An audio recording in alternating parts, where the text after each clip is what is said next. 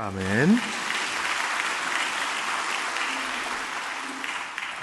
주보사에 넣어드린 초청장 예쁘게 디자인됐는데 여러분들에게 드린 것은 다른 분들에게 초청장을 전해달라고 하나씩 넣어드렸고, 더 필요하신 분들은 교회 요청하시면 5개, 10개 더 가져가실 수 있습니다.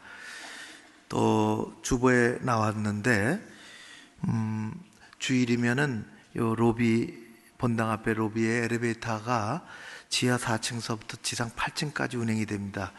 그게 참 어렵죠. 우리 다리가 튼튼하신 분들은, 특별히 어려움이 없으신 분들은 걸어서 다니셨으면 좋겠고요. 또 엘리베이터가 화장실 쪽에 한 대가 주일이면 더 운행이 됩니다. 그것을 활용하셔도 좋겠습니다. 오늘의 말씀의 제목은 건강한 자존감입니다. 예수 자존감입니다.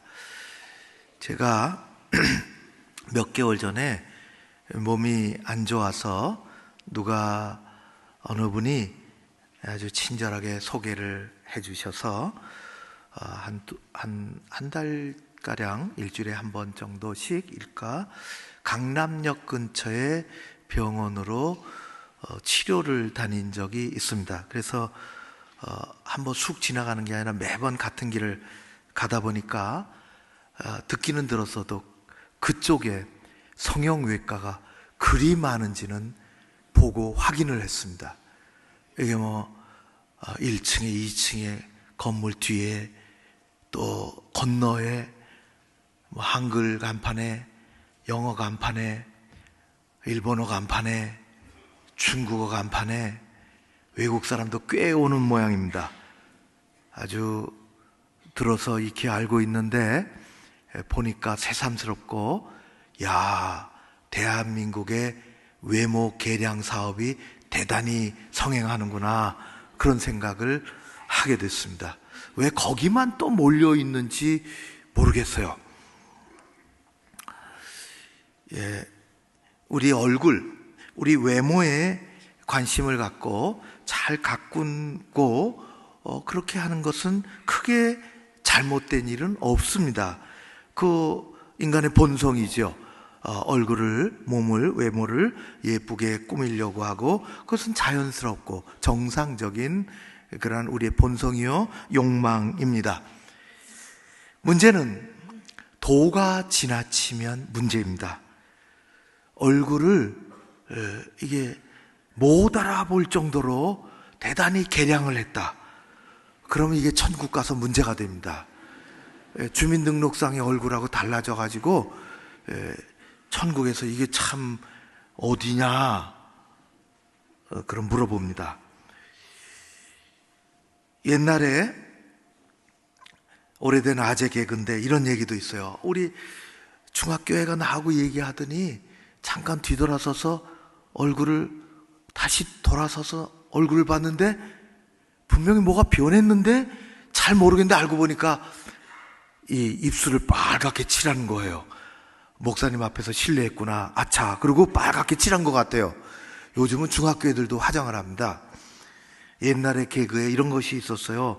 10대가 화장하면 치장, 20대가 화장하면 그게 진짜 화장, 30대는 분장, 40대 변장, 50대 위장, 60대 포장, 70대 죄송해요, 잠깐만 가니까 70대는 환장, 80대는 끝장 이라, 그런 얘기가 한때 나돌아다녔죠. 그게 나이가 들면 하나 안 하나 거기서 거기다, 그런 뜻입니다. 실제로 그렇잖아요. 외모라고 하는 것은 나이, 시간에 연동이 걸립니다.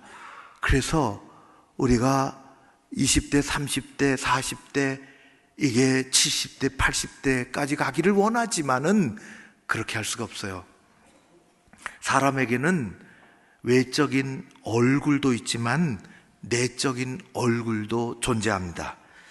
외모의 시대라고 하지만 우리는 외모라고 하는 것은 시간이 흐를수록 이게 무슨 기계가 낡아지는 것처럼 낡아지고, 반대로 내면의 사람, 내면의 얼굴, 자화상, 내 진짜 얼굴, 그것은 시간의 흐름에 따라 멋있게 바뀌어 갈 수 있습니다. 외모만큼이나 내면의 얼굴이 중요하지요.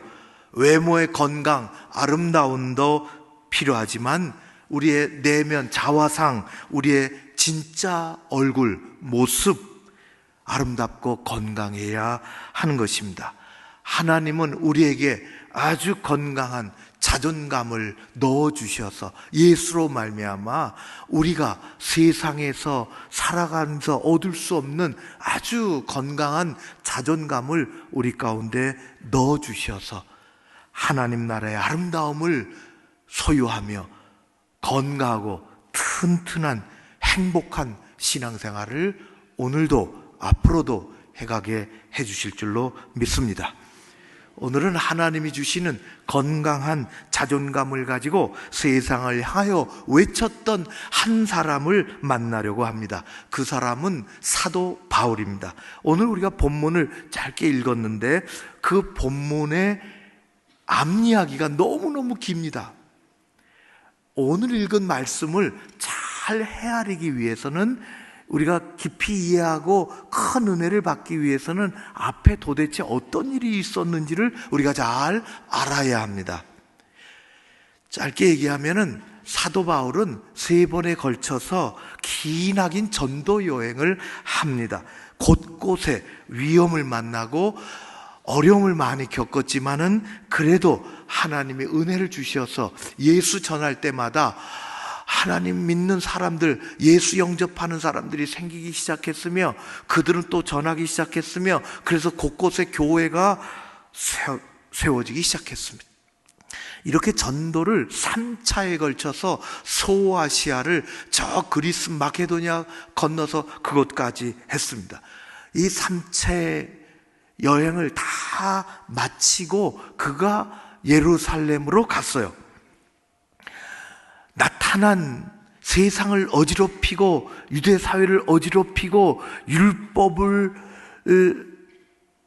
이게 회방 놓고 다니는 예수를 전하는 사도 바울이 나타났다는 소문을 듣고 사람들이 득달같이 달려들어 사도 바울을 붙잡았습니다. 그리고 당국에 넘겼지요. 사회를 소란하게 하는 사람이다. 감옥에 갇혔습니다. 그 당시 예루살렘의 치안을 책임지고 있던 최고의 책임자는 로마에서 보낸 천부장 글라우디오 루시아입니다.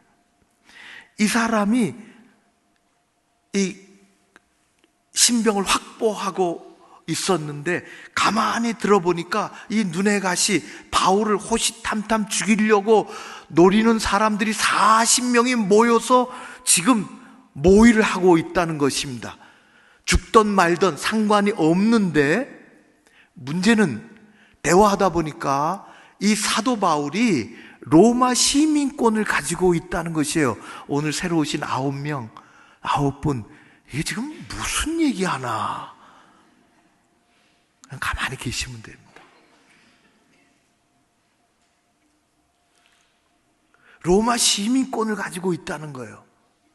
아, 큰일 났구나. 나는 로마 시민권을 어떻게 해서 돈 주고 샀는데 당신은 어떻게 된 일이냐? 이 사람이 해를 당하면, 이 사람이 암살을 당하면 내가 곤란해지겠구나. 로마 시민권자를 함부로 다루면 안 되는데, 그래서 자객들이 40명이나 포진해 있다는 이야기를 듣고 아주 중무장을 한 호위병들을 붙여서 내가 이 사람을 다룰 수가 없으니 저 가이사랴에 있는 총독에게로 보내자. 그렇게 돼서 우리가 읽은 오늘 말씀 전에 총독에게로 다 보내놨어요.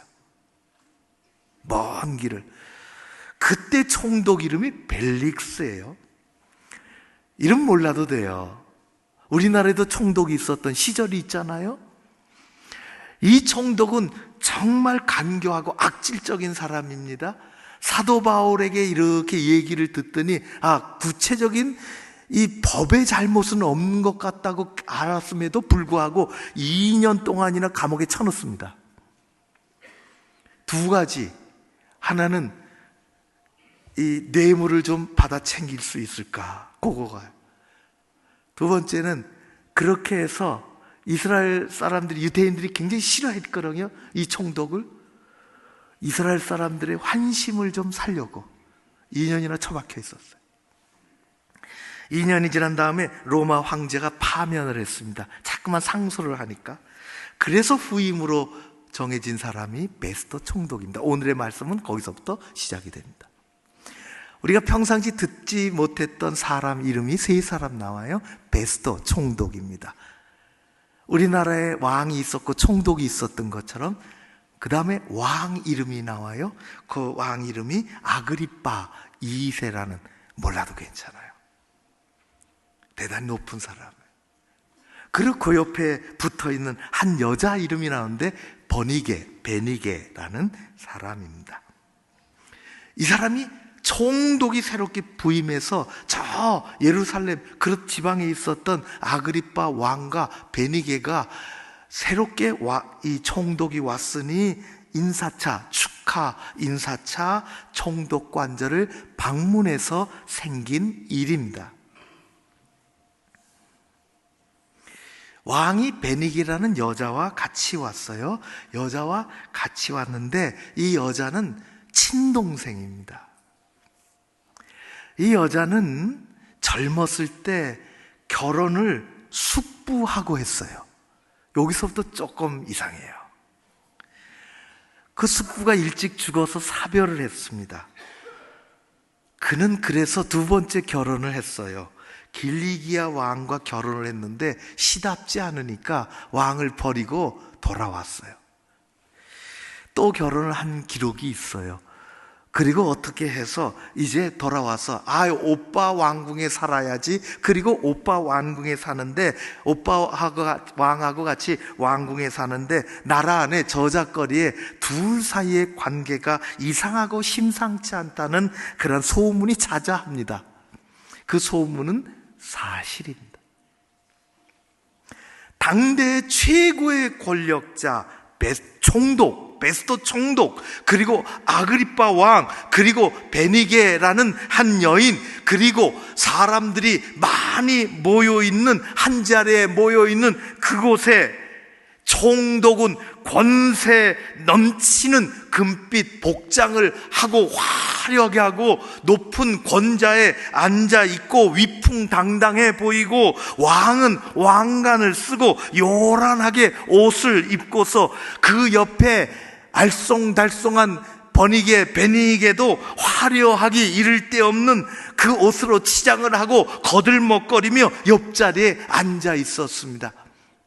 여러분 생각해 보십시오. 그 앞에 2년 동안 감옥에 저 지하에 처박혀 있던 사도 바울이 허름한 옷을 걸쳐 입고서 불려 나옵니다. 2년 동안 햇빛을 제대로 받겠습니까?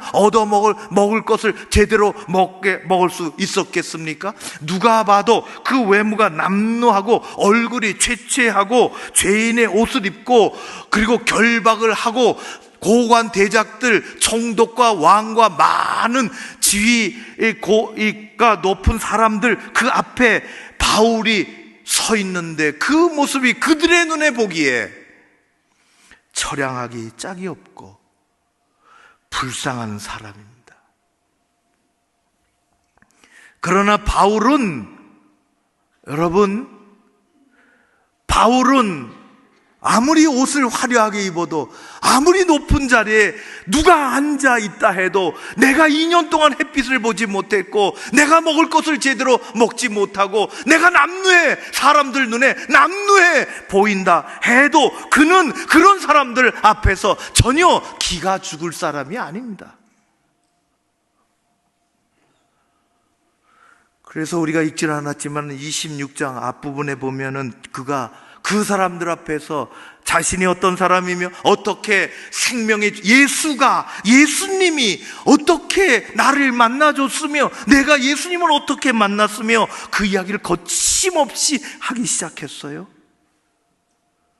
내가 어느 날 예수 믿는 어리석은 사람들, 그 사람들을 때려잡으려고 가는 길에 대낮인데도 형언할 수 없는 밝은 빛이 내게 비추고 나는 거기서 쓰러져 버렸고 거부할 수 없는 음성이 내 영혼 속으로 파고들었으며 나는 그래서 부활하신 예수님을 만났다. 나는 부활하신 예수님을 만나서 새 사람이 되었다. 나는 변하여 새 사람이 되었다. 내 눈을 가리고 있던 이 비늘이 다 벗겨졌다. 사랑하는 성도 여러분, 여러분은 예수 만나 변하여 새 사람이 되셨습니까? 눈에서부터 비늘이 벗겨져서 세상을 보고 사람을 보고 나를 보는 그 안목이 달라지셨습니까?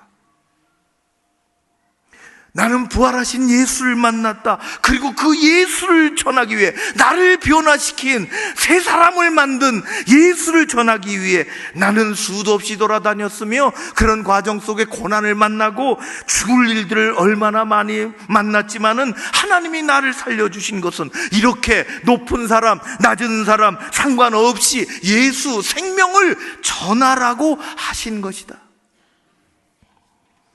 어두움 가운데 살던 사람들은 빛으로 나오고 사망의 권세 아래 눌려 살던 사람들은 하나님 앞으로 나오라.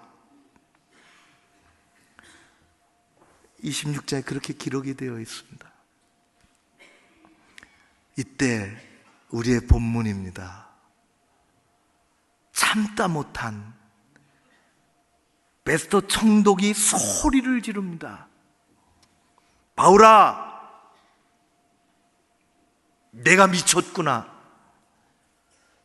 내가 듣기는 내가 많이 배운 사람이라고 들었는데 내가 너무 많이 배운 모양이로구나. 내 학문이 너를 미치게 했구나. 총독이여, 나는 미치지 않았어. 바른 정신으로 참된 말을 내가 지금 하고 있는 것이요. 우리가 아는 것처럼 바울은 미치지 않았습니다. 우리가 아는 것처럼 바울은 한편으로 보면 미쳤습니다. 미치지 않고서야 이렇게 살아갈 수도 없고 이렇게 말할 수도 없습니다. 그런 세상이 말하는 그런 정신 나간 미친 사람은 아니지만 그는 예수의 미친 사람이었습니다. 우리가 흔히 쓰는 말에 미쳤다는 말은 아주 나쁜 상태를, 정상적이지 않은 나쁜 상태를 나타내는 말로 쓰이기도 하고 때로는 아주 좋은 면으로 쓰이기도 합니다. 정신이 혼미해지고 살이 분별이 사라지고 그래서 낮인데도 옷을 벗어 던지고 그저 길거리로 막 대도 안 하고 막 돌아다닌다면 그건 미친 겁니다. 그러나 우리 말에 어느 한 곳에, 어느 한 부분에 마음을 쏟고 정신을 쏟고 한 곳에 집중하며 그것에 가치를 두고 살아가는 사람을 일컬어 미쳤다고도 합니다. 역사는 이런 미친 사람들 때문에 변화되고 발전됩니다. 열등감이 아니라 그들 속에는 아주 강인한 그리고 건강한 자존감이 자리 잡고 있습니다. 오래전에 우리가 잘 아는 것처럼 안중근 의사가 만주 하얼빈, 그 하얼빈 역에도 제가 가본 적이 있어요. 내가 2번을 가봤는데 첫 번째 갔을 때는 하얼빈 역 어딘가 모르겠더라고. 근데 2번째 갔을 때는 중국 당국이 그래도 조그맣게 전시장을 역 옆에다가 만들어줬어요. 참 초라할 정도로. 그래도 있으니 다행이더라고. 이 또 히로부미를 암살하려고 총을 쐈으나 죽이지 못했습니다. 체포되었죠. 그가 일본 법복을 입은 주상과 같은 검사들 앞에서 아무 두려움이나 주저움 없이 그는 왜 내가 이토 히로부미를 향하여 총을 겨눴는지, 왜 방아쇠를 당겼는지 15가지 이유를 얘기했습니다. 아무 두려움 없이, 아무 주저함 없이. 이것이 몇 년 전에 저 홍콩인가 싱가포르의 어느 신문에 발견됐습니다. 첫 번째, 내가 이토 히로부미에게 총을 겨누고 방아쇠를 당긴 것은 명성황후를 시해한 죄. 둘째, 1905년 11월 한국을 일본의 보호국으로 만든 죄. 셋째, 1907년 정미조약을 강제로 맺게 한 죄. 넷째, 고종 황제를 폐위시킨 죄. 다섯째, 여섯째, 그는 두려움 없이 주저함 없이 법정에서 이야기했습니다. 그 당시 세계 여론은 아니겠지만은 세계 여러 것을 보면 이 정도의 사람은 한 1년쯤 형을 내리면 그저 된다고 이야기했는데, 일본의 무서운 사람들은 사형을 언도했습니다. 그는 여순 감옥에서 교수형으로 죽을 때에 그를 붙여준 국선 변호인이라 할까, 미즈노 변호사가 옆에서 늘 가까이 있었는데 그는 마지막 모습을 이렇게 정리했습니다. 나는 안중근을 생각하면 언제나 눈물을 머금게 된다. 사형 집행일 순백의 조선복을 입고 간수에 끌려 집행장으로 들어갈 때에 줄을 이은 집행관들도 그의 거룩한 모습에 머리를 떨구며 훌쩍여 울었다. 교수대에 올라 만세 삼창을 하고 싶다고 했지만 허락되지 않아 그는 3분간 기도하고 교수대에 올랐다. 집행이 되고 20분 후에 시체를 내렸지만 그의 얼굴에는 아무런 괴로움도 없이 천국을 간 것처럼 평안하다. 안중근 의사는 미치지 않았습니다. 그러나 그는 나라 독립에 미쳤고 나라 사랑에 미쳤습니다. 하나님은 우리에게 아주 건강한 자존감을 넣어주십니다. 한양대학교, 제가 잘 모르지만은 정민이라는 교수가 미쳐야 미친다라는 책을 써서 많이 팔렸습니다. 한 곳에 미쳐야 그 수준에 도다른다, 미친다는 책입니다. 꽃에 미친 사람, 물고기에 미친 사람, 돌덩이에 미친 사람, 책에 미친 사람, 미쳐야 미치는 것입니다. 미쳤다는 말을 오래전에 들은 기억이 납니다. 밥을 먹으면 사라지는 것을 오래 지나 저희 엄마가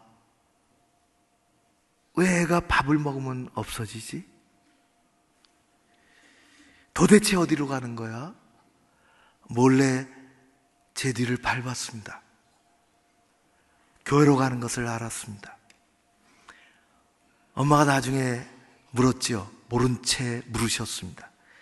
너는 밥을 먹으면 어디를 그렇게 가니? 제가 주저주저 했습니다. 너 교회 가지? 예. 왜 그렇게 교회를 자주 가니? 주저주저 했습니다. 내가 아마도 교회에 미친 모양이로구나. 어머니에게 교회에 미쳤다는 얘기를 듣고 속상하거나 슬프지 않았습니다. 신학교에 가서 예수님을 더 잘 알게 해달라고 기도했습니다. 교회를 더 잘 사랑하게 해달라고 기도했습니다. 총독이 사람들 보는 앞에서 바울에게 한 방 날렸습니다. 바울아, 내가 미쳤구나. 바울은 예수 그리스도에 미친 사람이었습니다. 고린도후서 5장 13절에 우리가 만일 미쳤어도 하나님을 위해서 미쳤다 했습니다.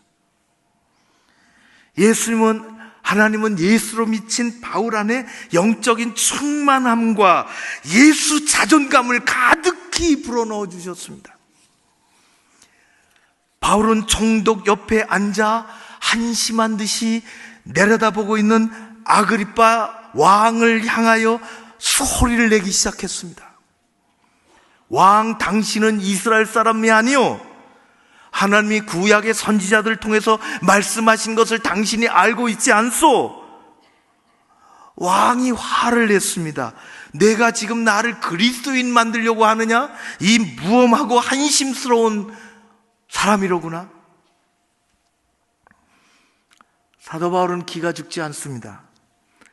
그는 물러설 사람이 아닙니다. 그는 이렇게 얘기했습니다. 내가 이렇게 결박당한 것 말고 모든 사람들이 나와 같이 되기를 원하오. 두 손이 결박당한 채 착고에 채워서 그에게는 있지만은 그에게는 누구에게도 밀리지 않는 예수 자존감이 안에 가득해. 내가 이렇게 묶인 거 외에는 나같이 되시라. 도대체 도대체 누가 사도 바울을 이렇게 만들었을까요? 예수 십자가와 부활은 그를 밑바닥에서부터 바꾸어 놓았습니다. 그의 사생관을, 사람이 사는 것과 죽는 것에 어떻게 해야 하는지 그의 사생관을 밑바닥에서부터 바꾸어 놓았습니다. 세상을 바라보는 눈과 세상 사람들을 바라보는 눈을 밑바닥에서부터 바꾸어 놓았습니다. 예수님이, 예수 십자가와 예수 부활이 그를 바꾸어 놓은 것입니다.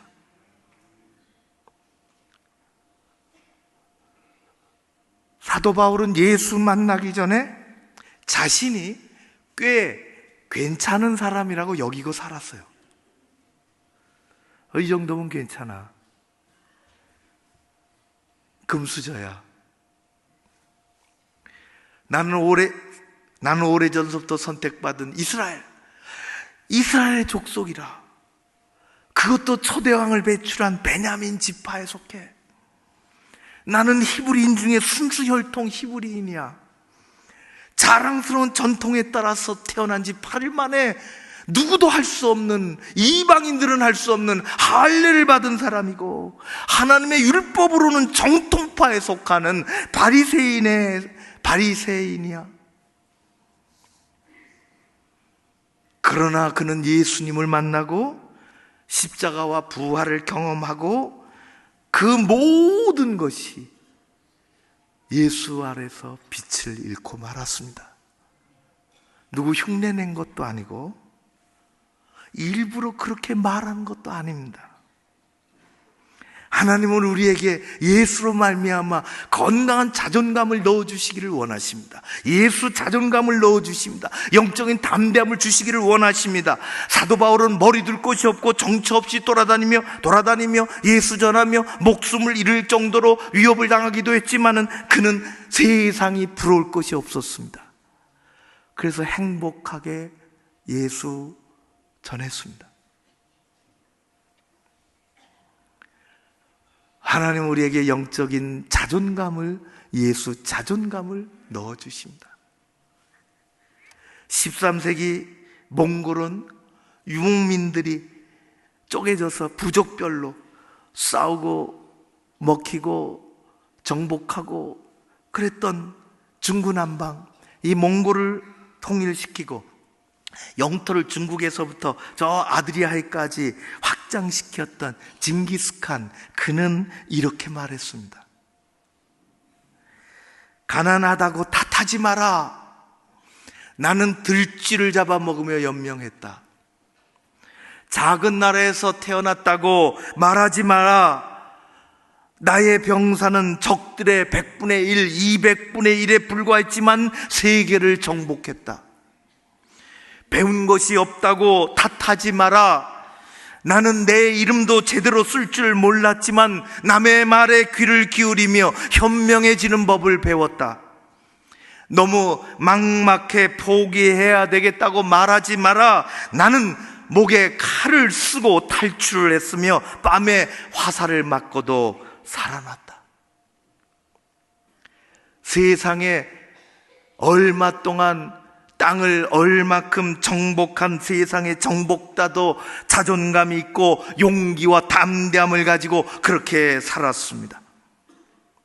예수 그리스도에게 사로잡힌 사도 바울은 세상을 향하여 주저없이 담대하게 예수 자존감에 가득해서 다 나와 같이 되기를 원한다고. 예수 십자가와 부활은, 이 복음은 우리의 존재를 바꿔놓습니다. 우리의 생각, 우리의 가치관, 우리의 삶의 태도, 우리 인생을 예수님의 십자가와 예수님의 부활은, 이 복음은 우리를 바꿔놓습니다. 부정적인 마음이 바뀌어 긍정의 마음을 갖게 만들어줍니다. 미래가 불안한데 불안한 마음을 바꾸어서 하나님 안에서 참 평안과 그리고 소망의 마음을 갖게 만들어줍니다. 우리의 삶이 변두리의 삶이라고 늘 생각했었는데 예수 복음은 아니라 내가 하나님 나라의 중심에 있다. 하나님은 존귀한 자로 너를 창조하셨다는 이 긍정의 자존감으로 무장시켜줍니다. 너무나 소극적이고 그리고 늘 패배의식에 살던 사람이 예수 복음 만나면, 예수 만나면 적극적인 인생으로 바뀌는 것입니다.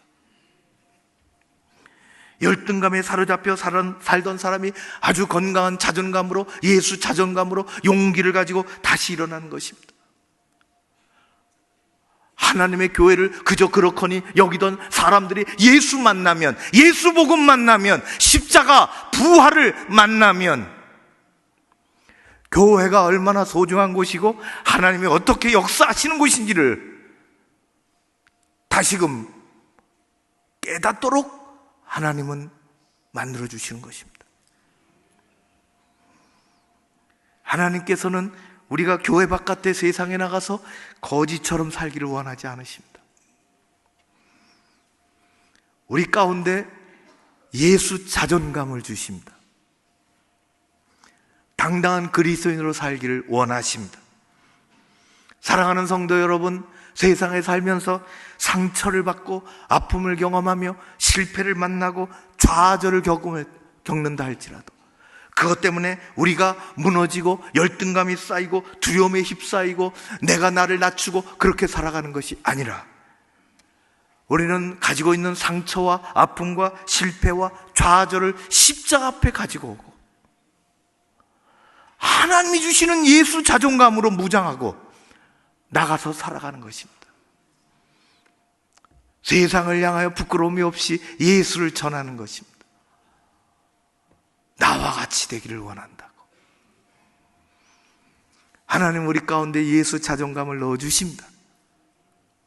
그것으로 무장하며 이 거칠고 어려운 세상을 마침내 살아내는 여러분들 되시기를 주의 이름으로 축원합니다. 하나님께서 함께 하시기를 주의 이름으로 축원합니다. 고마우신 아버지 하나님을 찬양합니다.